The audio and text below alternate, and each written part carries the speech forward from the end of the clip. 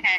आधुनिक समय में कुछ नास्तिक विचारक जैसे ऑक्सफोर्ड विश्वविद्यालय के विकासी जीव विज्ञानी रिचर्ड डॉकिंस ने स्वीकार किया कि संभवतः किसी परग्रहियों ने ही धरती पर जीवन का बीज बोया है। हम में से कुछ लोगों के लिए यह बात कोरी कल्पना सुनाई दे सकती है, किंतु यह विचार निस्संदेह सत्य के बहुत निकट। भारत के प्राचीन शास्त्र कहते हैं कि ब्रह्मदेव जग के सर्वोच्च लोक में रहते हैं, जिसे सत्यलोक कहा जाता है। फिर ब्रह्मदेव के कुछ पुत्रों को, जिन्हें प्रजापति कहा जाता है, उन्हें ब्रह्मांड में हर जगह जीवन को आरंभ करने के लिए भेजा गया। परंतु ब्रह्मदेव को अब एक परग्रही मानने के बजाय वैदिक शास्त्रों ने ब्रह्मांड के सभी जीव जंतुओं के पिता के रूप में दर्शाते हैं।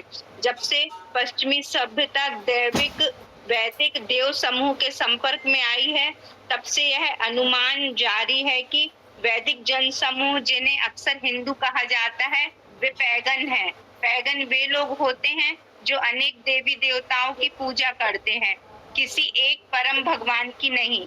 इस प्रकार पश्चिमी अवेक्षक इस निष्कर्ष पर पहुंचते हैं कि एक ईश्वरवाद का जन्म पश्चिम के अब्रह्माहिक धर्मों में ही हुआ था, किंतु यह बात सत्य नहीं। वैदिक देव समूह में अवश्य अनेक लघुत्तर देव हैं, किंतु वैदिक शास्त्र इस बात पर स्पष्ट है कि केवल एक ही परम पुरुष या परम प्रज्ञा है जो सबसे ऊपर है। उसे ब्रह्मन, परमात्मा, भगवान विष्णु या कृष्ण कहकर संबोधित किया जाता है। जैसा कि ऋग्वेद में कहा गया है, विष्णु के दिव्य चरण सबके ऊपर उसी प्रकार विद्यमान है जिस तरह सूर्य सबके ऊपर होता है। विष्णु जी के पावन चरण हमारे सिर के ऊपर एक वैभवशाली संरक्षक के समान चौकन्ने आंखों की भांति हैं। विभिन्न अवतार या तो भगवान के विस्तृत प्रभाव हैं या उनके विस्तृत प्रभावों के अंश हैं, किंतु श्री कृष्ण इन अवतारों के मूल स्रोत हैं। ऐतिहासिक तौर पर यह मान लेना अनुचित है कि एक ईश्वरवाद का विकास अब्रह्माइक सभ्यताओं में किसी भी बाहरी प्रभाव के बिना हुई थी। असल में 500 ईसा पूर्व में राजा साइरस के बेबीलोन या यहूदिया प्रांत पर विजय के पश्चात अब्रह्माइक धर्मों ने एक ईश्वरवाद के विचार को फारसियों से ग्रहण किया। फारसियों के आगमन से पहले से लेकर दूसरे व तीसरे शतकों तक जाना जाता था कि यहूदीवाद व ईसाई धर्म की मान्यताएं एक या अनेक देवताओं पर आधारित है। अतः एकेश्वरवाद का अब्रह्माइक धर्मों में क्रमशः विकास हुआ। चूंकि वेदों में पाए गए एकेश्वरवाद की अवधारणा अब्रह्माइक धर्मों से बहुत प्राचीन है, यह निष्कर्ष तर्क संगत है कि अब्रह्माइक धर्मों ने वैदिक धर्मों से ही इस विचार का ग्रहण किया है। अंतराल में जोरास्टर के प्रभाव से फारसियों ने भारत से एकेश्वरवाद के विचार को अपनाया और उसे मध्य पूर्वी सभ्यताओं में प्रेषित किया। वाकई एक ईश्वरवाद सदैव भारतीय वैदिक शास्त्रों का केंद्रीय विषय रहा है, परंतु वेदों के तत्व ज्ञान को गंभीरता से समझने में नाकामी या संभवतः पश्चिमी विचार व धर्मों के मुकाबले वैदिक ज्ञान की श्रेष्ठता के कारण सांस्कृतिक रूप से अभित्रस्त होकर यूरो केंद्रित विद्वानों और रूढ़िवादिक धार्मिकों ने भारतीय वैदिक सभ्यता को अधिकारहीन बना दिया। जर्मन विद्वान मैक्स म्यूलर ने 19वीं सदी में आर्य आक्रमणवाद की सृष्टि के द्वारा इस विषय पर और अधिक गलत सूचना का प्रचार किया, यह कहकर कि वैदिक सभ्यता का जन्म भारत में नहीं हुआ, किंतु ये सब सत्य से काफी दूर है। म्यूलर के अनुसार आर्यन एक यूरोपीय खानाबदोश जनजाति थे जिन्होंने भारत पर आक्रमण किया, परंतु इस बात का कोई प्रमाण नहीं है कि आर्यन खानाबदोश थे। दरअसल यह सुझाव एक असभ्य खानाबदोश आदिवासियों जय श्री कृष्णा आदिवासियों ने वेदों जैसे ज्ञान से परिपूर्ण शास्त्रों की कल्पना नहीं की जा सकती है। और तो और वेदों में किसी मातृभूमि का भी कोई उल्लेख नहीं है और पुरातत्व की अन्वेषणों में भी ये भी कहा नहीं जा सकता कि कोई अपना कभी हुआ हो। अतः केवल यह निष्कर्ष निकाला जा सकता है कि आर्यन जन समूह और वैदिक भारतीय ही रहे हैं। वैदिक ज्ञान कहता है कि ये परम उत्तर देवी हाँ हाँ ठीक है साहब, ठीक है। काली, सरस्वती आदि वस्तुतः परम पुरुष के सेवक हैं और उन्हें प्रकृति के लौकिक प्रशासन की व्यवस्था संबंधी कर्तव्यों को करने के लिए सशक्त किया गया है।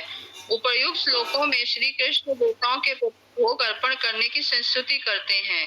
इस प्रकार देवताएं प्रसन्न होते हैं और मानव जाति के जीवन की सभी आवश्यकताओं को वे पूरा करते हैं।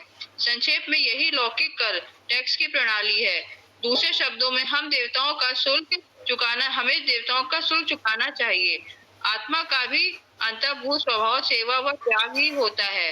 वैधानिक रूप से आत्मा जो अपोध समझ की परम सत्य का अंश है, वह इस जन्म में तो क्या, वह अनंत काल के लिए भी समष्टि की सेवा करने के लिए कर्तव्यबद्ध है। जब श्री कृष्ण विष्णु को शाकाहारी व्यंजन जो कि फल सब्जी इत्यादि से बना होता है, उसके बाद ऐसे प्रसाद को ग्रहण करने से हमारी इंद्रियां शुद्ध होती है। परंतु यदि कोई संसार के स्वामी के प्रति अभाव प्रकट किए बिना ही इस संसार की वस्तुओं का उपभोग करता है, तो वह केवल कर्म के प्रतिक्रिया का फल भोगता कर्म के प्रतिक्रिया का फल भोगना पड़ता है। यह नियम हमारे दैनिक आहार पर भी लागू होता है, जिसे खाने से पहले उसे विष्णु या कृष्ण को अर्पित करना चाहिए। भगवत गीता में आगे श्री कृष्ण द्वारा यह समझाया जाता है कि भगवान के भोग में केवल सब्जी, फल, दूध के उत्पाद एवं फूल आदि ही चढ़ाए जा सकते हैं। मांसाहारी भोजन विष्णु या नहीं किया जा सकता। इसलिए विष्णु या कृष्ण के सभी भक्त शाकाहारी होते हैं। कृष्ण की सेवा करते हैं, वो अन्य देवी देवताओं की सेवा करने से बाध्य नहीं होते हैं, लीन होते हैं।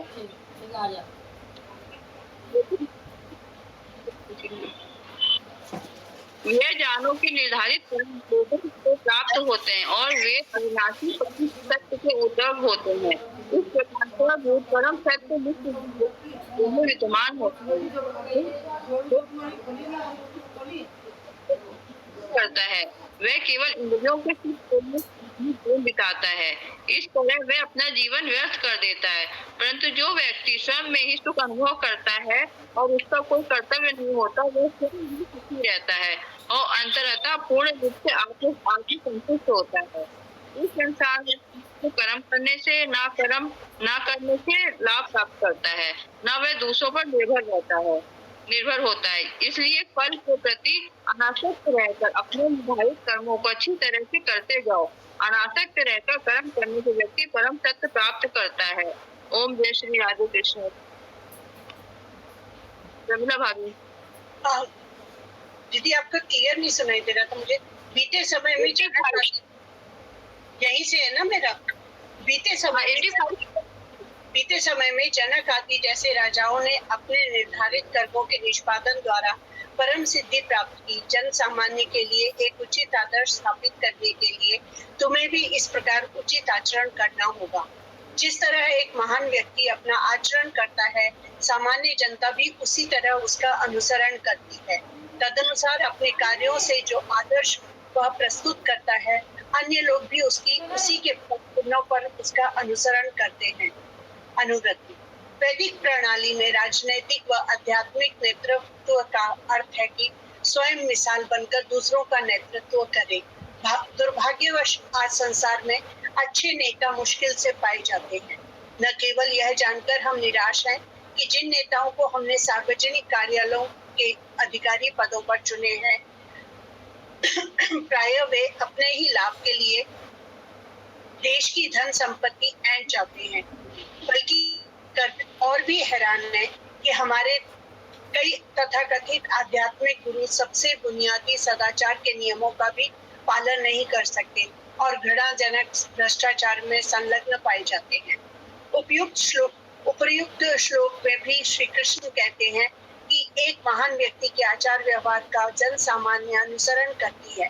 हम प्रत्यक्ष देखते हैं कि कैसे फिल्म स्टार, रॉक स्टार और खेल के विख्यात खिलाड़ी अधिकांश जनता को प्रभावित करते हैं।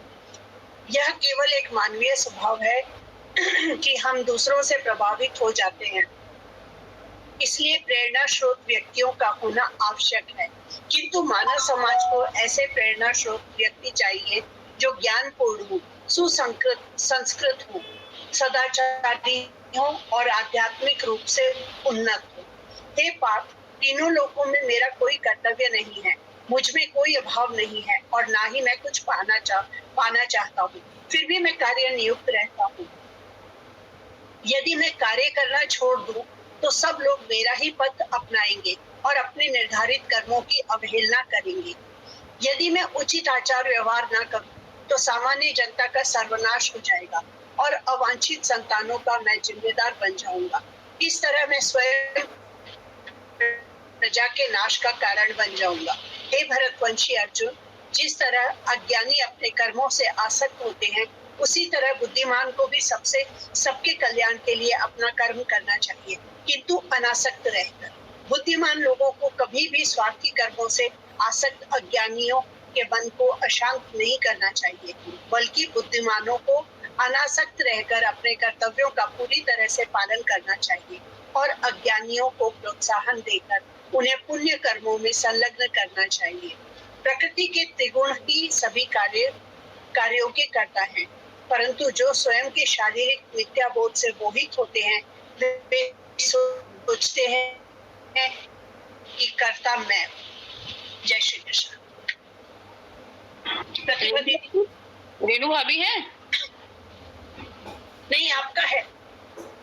मेरा तो मैं पढ़ूं? मेरा पढ़ लिए। मंजू, हाँ मैं पढ़ूं? मैं पढ़ूं क्या? हाँ तो संगीता भाभी नहीं, मेरा नीचे लिखा हुआ है, मेरा नाम का नीचे लिखा हुआ है। ये प्रतिभा बस तुम्हारा हम पढ़ लो। पढ़िए कुछ लोग उनके ही नहीं है। ये जानो सारे कार्य वेदों से प्राप्त होते हैं और वेदों का अभिलाषी अर्थ के दो होते हैं। इस प्रकार सर्वभूत परम सत्य नित्य कालों का विद्वान होते हैं। ये बात जो संसार में रहकर भी इस वैदिक व्यवस्था को अस्वीकार करता है, यह केवल इंद्रियों के सुख की चाहता है, वह अपना जीवन व्यर्थ कर देता है। परंतु जो व्यक्ति स्वयं में ही अनुभव करता है, उसका कोई कर्तव्य नहीं होता, वह स्वयं में ही सुखी होता है और पूर्ण रूप से आत्मसंतुष्ट होता है। इस संसार में वह न जो कर्म करने से ना करने से लाभ प्राप्त होता है, न वह दूसरों पर निर्भर होता है।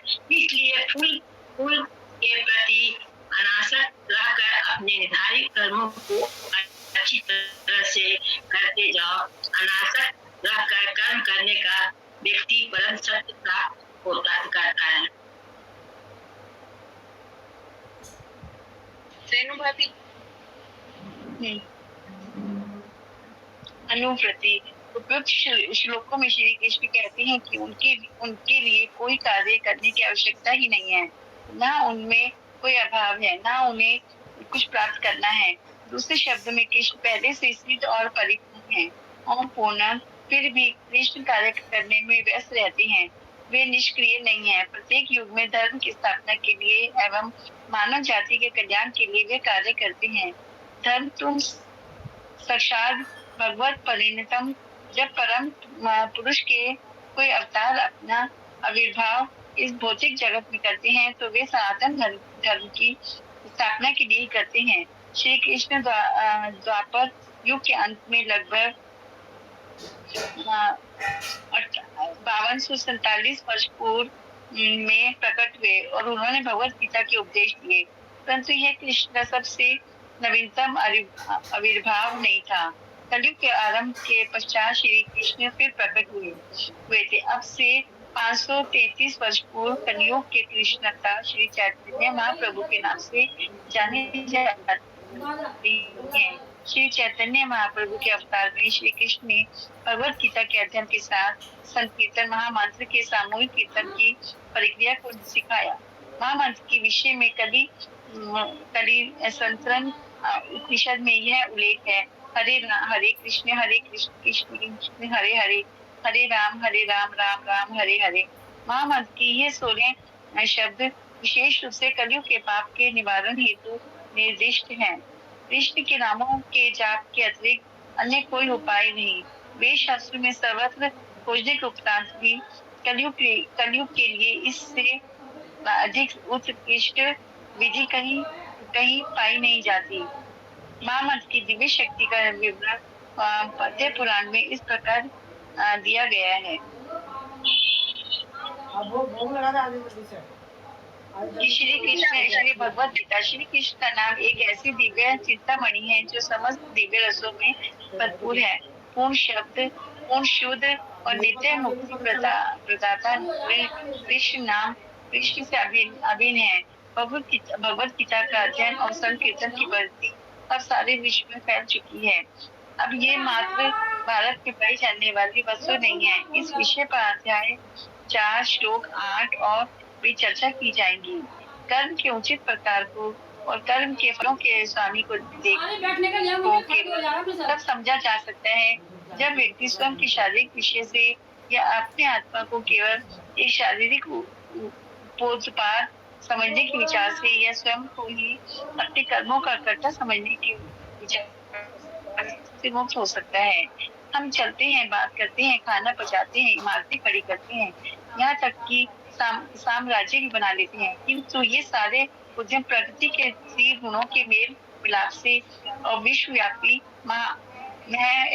प्रज्ञा परमात्मा के अनुमोदन से हमारे लिए संभव होते हैं। जीवन की शारीरिक अवधारणा में वृद्ध लोगों के लिए इन सब क्रियाओं के कार्यान्वयन प्रक्रिया अभी चिंतनीय है। इसलिए मिथ्या अहंकार से उठने वाले इस विचार को कि मैं एक यह शरीर हूँ, उसका परित्याग कर देना चाहिए। हम कौन हैं, हम कहाँ से आए हैं, हम यहाँ पर क्यों हैं, क्या मृत्यु के पश्चात फिर जीवन है? इन सब प्रश्नों के उत्तर अपने आप समझ में आने लगते हैं। जब व्यक्ति स्वयं को एक शरीर समझना छोड़ देता है। पश्चिमी सभ्यता के कई महान विचारों ने जीवन और मृत्यु के मौलिक प्रश्नों पर बहुत संघर्ष किया, लेकिन वे उनके उत्तर खोजने में या इन समस्याओं के समाधान खोजने में नाकाम रहे। आत्म साक्षात्कार परम सत्य का विज्ञान जीवन की शारीरिक अवधारणा के परित्याग से ही आरंभ होती है। और भी है, हे महाबाहु, कर्म और प्राकृतिक गुणों के सत्य का जानते हैं कि ये सब केवल 3 गुणों के परस्पर अंतःक्रिया है और इस कारण का अनासक्त रहता है। त्रिगुणों के प्रभाव से विमूढ़ लोग उन्हीं गुणों से संचालित लौकिक क्रियाओं में डूबे रहते हैं। बुद्धिमान को कभी भी इन अज्ञानियों को अशांत नहीं करना चाहिए। मुझ पर अपने सभी कर्मों को संपूर्ण रीत से समर्पित कर अपनी प्रतिज्ञा को पूरी कर बिना किसी स्वार्थ के, बिना किसी प्रभुत्व की भावना के और खेद रहित होकर युद्ध करो। जो मेरे उपदेशों का श्रद्धा पूर्वक अनुसरण ईर्ष्या रहित होकर करे, वे कर्म के बंधन से मुक्त हो जाएंगे। परंतु यह जान लो कि जो ईर्ष्या के कारण मेरे उपदेशों का अनुसरण नहीं करते, वे समस्त ज्ञान से वंचित हैं। जीवन का लक्ष्य उनकी आंखों से ओझल हो चुका है और वे बुद्धिहीन हैं। एक प्रज्ञावान व्यक्ति भी अपने स्वभाव के अनुसार ही बर्ताव कर। जब सभी जीव अपने अपने स्वभावों के अनुसार ही आचरण करते हैं तो निग्रह से क्या संपन्न होता है। जय श्री कृष्ण।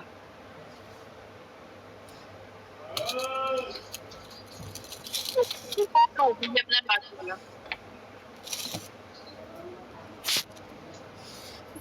आवाज नहीं आ रही, माइक बंद है आपका, माइक बंद है शायद। शोभा जी आप म्यूट में हो, शोभा आंटी आप म्यूट में हो। इंद्रिय विषय वस्तु से आकर्षित और विमुख होते हैं, किंतु व्यक्ति को ऐसे आकर्षण अभिलषण के वश नहीं होना चाहिए। अपने